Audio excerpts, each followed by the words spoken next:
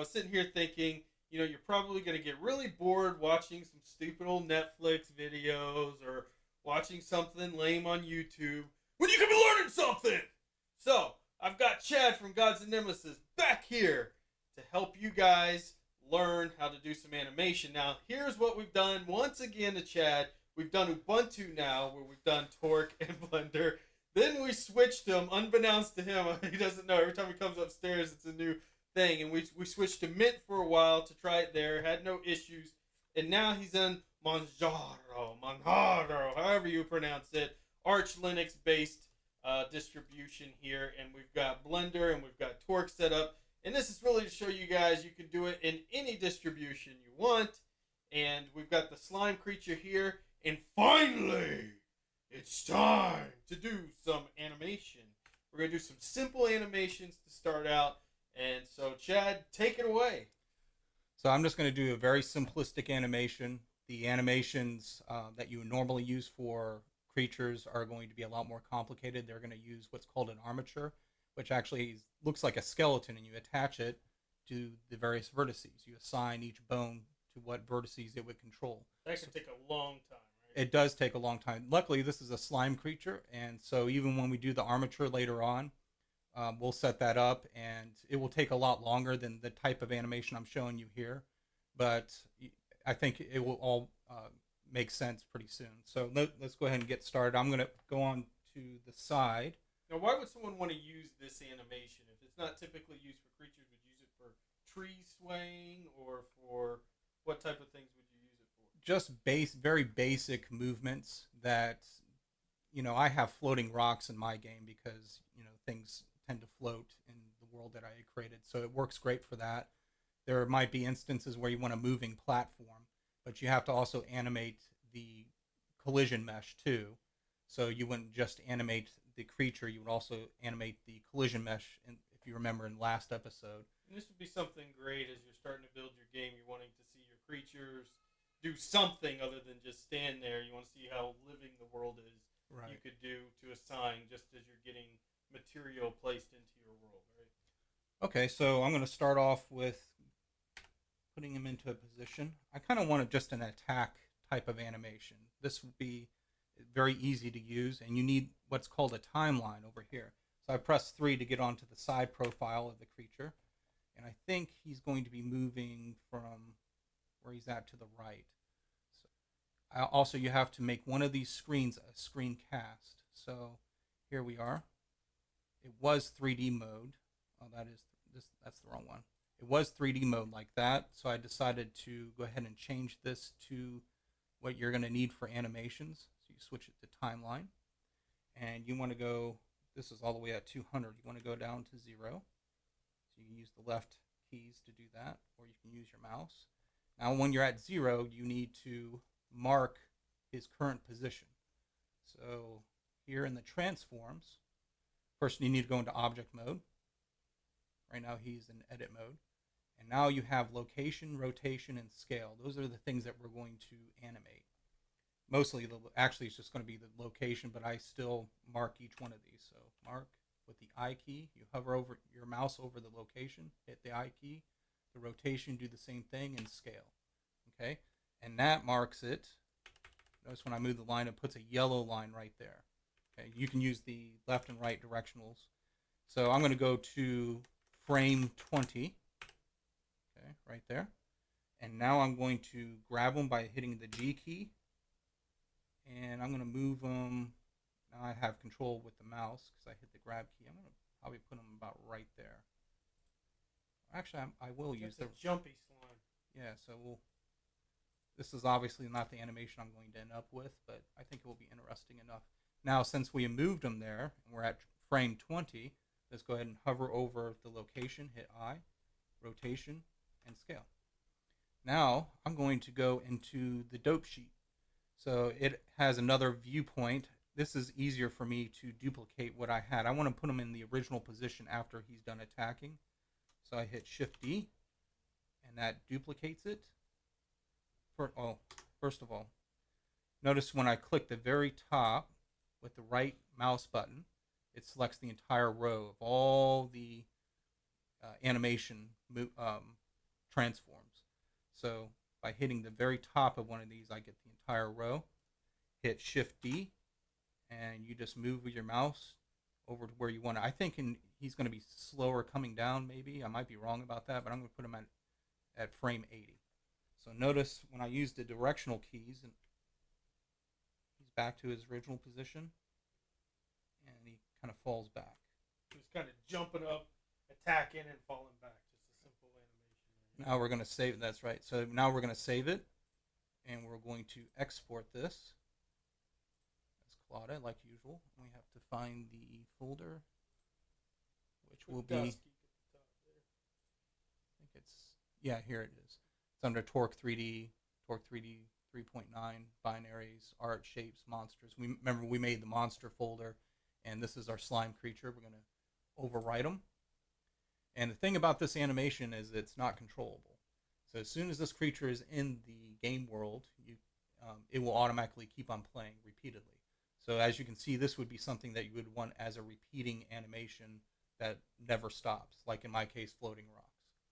So once we did that, we can go into Torque.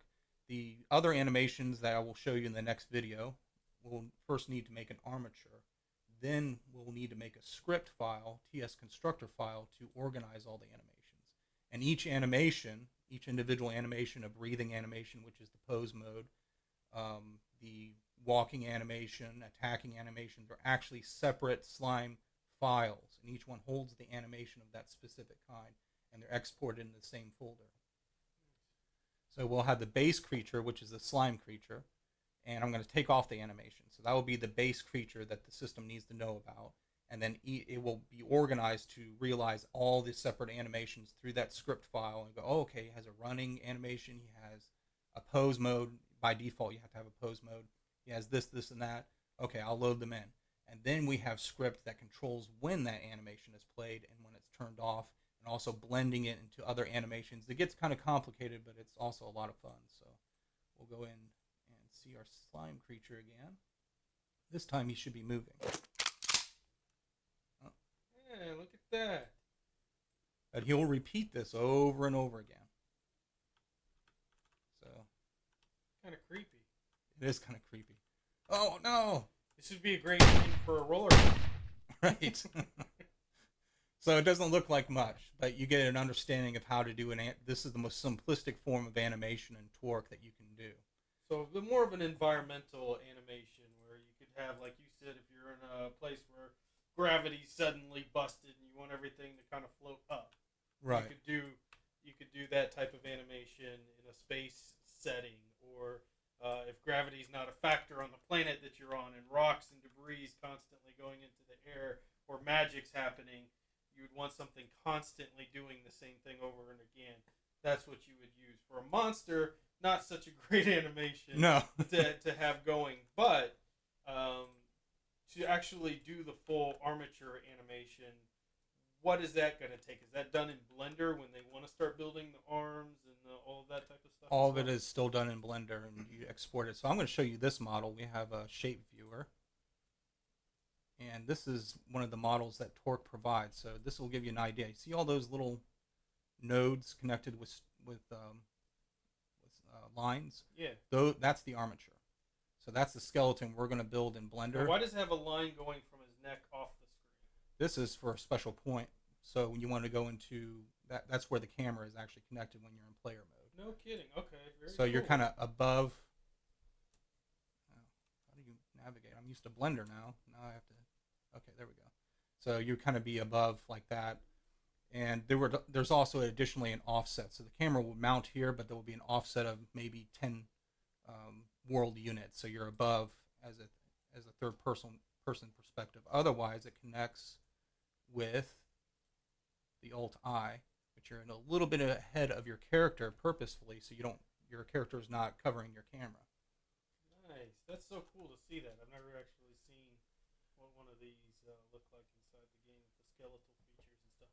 So where's the pose and all of that stuff start happening where it's a sun? So notice on the side here, we have all these animations that they had created. Okay? And each one of these animations are loaded in through TS Constructor and organized in such a way. So they're played when in need. So here's one of the animations back. Notice he's actually not moving. Unlike the slime creature that we had in the game, Right. these animations don't actually physically move the character. They make the movement. He's almost like moonwalking, if you will.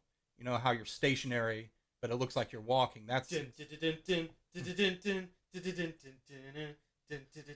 oh my god. And it goes on and on and on. So that's the walking animation, and then you would have an actual script that tells the character to actually move forward on the y-axis or whatever it is while that animation is playing. And as soon as you stop, the animation's supposed to stop. We got a celebration mode. So what would happen if you tried to put your graphic overlay of your slime onto this skeletal form? Nothing now, unless I duplicated all these bones and threw it in there and connected it to the slime, which we will make our own armature for the slime so we can actually have real movements like this, but in its own slimy way. But sorry about that. But no, but here's the thing: is all these points are going. If they were named exactly the same as in the slime creature, then it would have weird effects, because all these points are assigned to various parts of the mesh. So this one right here, get them to stop moving, is biped 01 or BIP 01 _ R _ right, or thigh. So that's for the right thigh. So all the right thigh mesh vertices are assigned to this. So when this moves, it knows that it's in control of those specific vertices. So it depends on what vertices are assigned. If I put this same armature in my slime creature and connected it, what would be the thigh of the slime? Whatever it would be assigned to that, it would move, but it would move very weirdly. And I've seen it has a lot of artifacts. It doesn't really work. You really have to make your own custom bones for your creature. Sometimes some of the animations will work, some of them won't, because all the meshes are different. So now notice this box around it. That's the collision mesh. You notice that when the creature moved, the collision mesh didn't move. So I would run over here, be stopped. That's another issue with this type of animation, because you have to animate also the collision box to move along with this slime. But when it's playing something, it does not allow you to do this unique type of collision, which is a polysoup collision. So you can just select it to visible mesh, and you will notice that the mesh is a lot more realistic, because it's actually using the mesh itself and figuring out each one of those sides to collide against. So now, instead of having a box, it's a lot more realistic, a lot more closer, but it eats up a lot more CPU. So you want to be aware of that when you're making creatures and things of that sort. So yeah, I can use the polysoup visible mesh feature, but if it's just a rock, there's not really a necessity to have all of these collisions being calculated per second, rather than just having 6 sides of a box. This is, well, let's see how many sides the computer would actually have to render. Let's see, it's 52 faces as opposed to 6 faces. That's one interesting thing to keep in mind. But notice when you hit it with a bullet, it's exactly a little more realistic. Right. Which is nice. So you have to be aware of when to use collision mesh boxes and when not to. Some things just really require that amount of detail with the collision.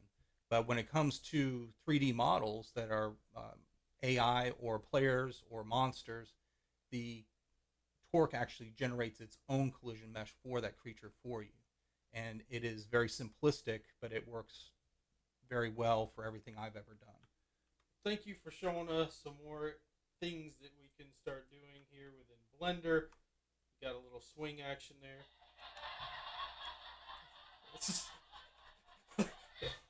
That's great. Great animation there. No, but that's about it too. Hey. No, but it's definitely, this is what really using these programs is all about. You have to play with all the different toys out there. You have to start somewhere, and then you work your way. That's looking more and more ridiculous.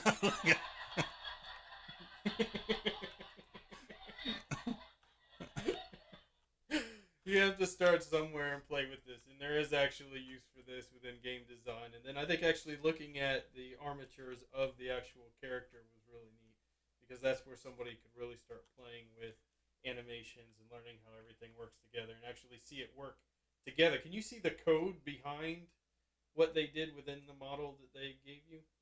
Yeah, actually, let's see. I think they call them actors. I think this is his. These are the animation files. And here's a CS file. So you can actually go into the CS file and see how they wrote each of those animations, which is extremely important, because you have to figure out how things are done. This is a great way to reverse engineer and figure out how things were actually done. So this is what I spent a lot of my time on, using these CS files and figuring out how they did their animations, how did they organize it, how did they blend them, and how was it loaded. So this is where all the animations are. You have that celebration animation, and this is what it looks like when it's imported from Blender into Torque. So Torque takes this information and uses it to make that mesh, and then it connects the animations to it. So each one of these animations is actually going to be a separate file with that specific animation, and it's going to be imported separately, and then it's organized through a TS constructor file, a .cs file. It really puts things into perspective when people make fun of, say, I don't know, Mass Effect's facial animations, which weren't perfect, but when you see how much goes into just making a character's leg move or squat or celebrate or something, each one has to be separately animated. Each one has to have its own, I would assume, graphic overlays and things like that done. And then you've got the bone structures. And then you've got to sync it to the actual sound files if they're talking, like when Mass Effect was going. And you have eyes moving and hair moving and cheeks moving and mouth moving and all of these different things. It's not such a simple task. Like somebody just didn't do their job. This is a major undertaking just to do simple things here. So here's that character that we were looking at. This is the TS constructor file. It brings in the original mesh, and then each one of these, it has to bring in each one of these separate meshes for each animation, and it organizes it. You add the sequences, then you set the sequences. Some of them are blended, so you need to blend the head movements with the root animation, which is the pose mode where he's breathing. There's the reload, so when he's reloading his gun, that needs to be blended in with the root, otherwise it looks jerky. So when you've seen those jerky movements on Mass Effect, they needed more blending, needed more sequences of blending between the animations probably. Although I haven't seen their actual code, I'm sure that's slightly different. But all these animations have to be added in, and all those separate animations have to be created, and then we have triggers also to initiate some of the things that you're able to do. So you can see why we're starting with something simple. Right. Because if we start going into this right away, or Chad starts going into this right away, you're going to go, oh, I could never game, I'm not going to do it, it's too much. Right. Which is why we're starting with small things. And you have to keep in mind that a lot of people steal. They don't steal and just take this and stick it in their game and say, this is my game. But they steal the code so they can learn how to actually do some of these things. They're not just sitting here writing every line of code here. They're going on forums, or they're looking at code that Torque provides to say how are they doing XYZ. Then they're breaking it apart and figuring it out. So while this may look like Greek to you, don't let this keep you from wanting to get into gaming, because you're like, oh, I'll never learn that stuff. Because once you look at it and you start understanding what each thing triggers, it's like the Matrix, in that scene in the Matrix where they're showing all the lines going across, and he says, oh, I see a girl with a red dress and all that, but to us, all we see is letters. That's very much how programming is. Eventually, this mess and jumble of stuff will actually be organized when you're looking at it. And then just like Chad can go and say, oh, this is what this part's doing, this is what this part's doing, your brain will get there too. Everybody's capable of it, but you've got to spend the time with it. But starting with a simple swinging animation, you don't need any code, and you start to get some basics down. So it seems oversimplified, but that's kind of why we started there. That's right. All right. Well, thank you, Chad, for showing us some more on animation. What can we expect in the next video? Well, we're going to go to the next level of animation, and that's we're going to create a animation. We're going to create a TS constructor file like this, and we're going to attempt to play it and stop it and things like that. So awesome. Well, fantastic. Thanks for joining us again. Happy Memorial Day, everyone. Stay safe out there. Thank you to all the soldiers, men and women who sacrificed their lives, giving the ultimate sacrifice for us, so us people like us, as geeks, can do what we do freely. So thank you so much. And for those currently serving, thank you for your service. And until next time, get out there and fill your brains!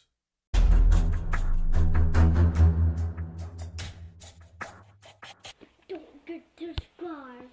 Does not like the video.